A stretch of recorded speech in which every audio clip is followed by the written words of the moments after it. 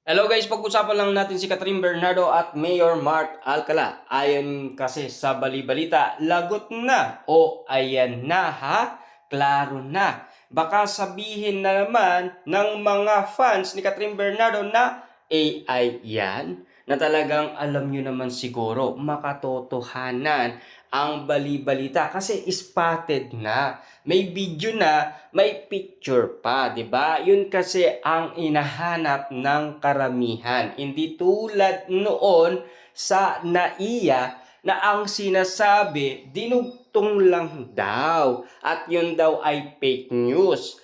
Pero ang pagkakaalam ng karamihan 2024 pa lang ay magjowa na daw sina Mayor Mark Alcala at Catherine Bernardo. Siyempre, ang sinasabi ng karamihan, liar lang daw talaga ang mga fanay ni Catherine Bernardo. Lalong-lalo na kasi si Catherine Bernardo daw. Puro deny ng deny. Ayaw aminin ang katotohanan. Pero lalantad din pala at hindi na rin nila matiis ang lumantad at hindi na nila nilihim ang katotohanan.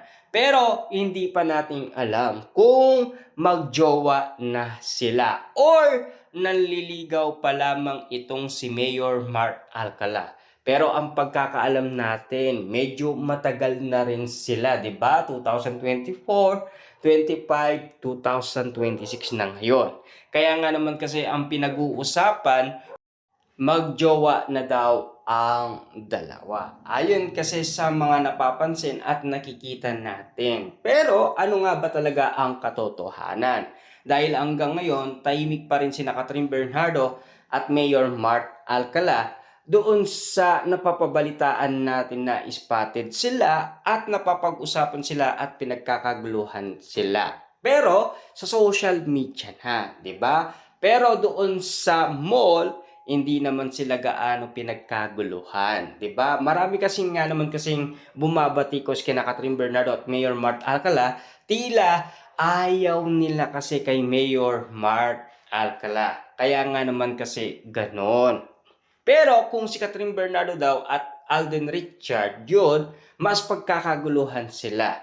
Tila alam nyo naman siguro kung bakit nga naman kasi may nasasabi ang iba't ibang mga tao nang dahil nga naman kasi sa pagkakalink nga naman ni Catherine Bernardo kay Mayor Mark Alcala. At lalong-lalo na napaka-baduy daw manamit ni Catherine Bernardo. Walang kadating-dating nga naman kasi. Yun ang nasasabi ng karamihan.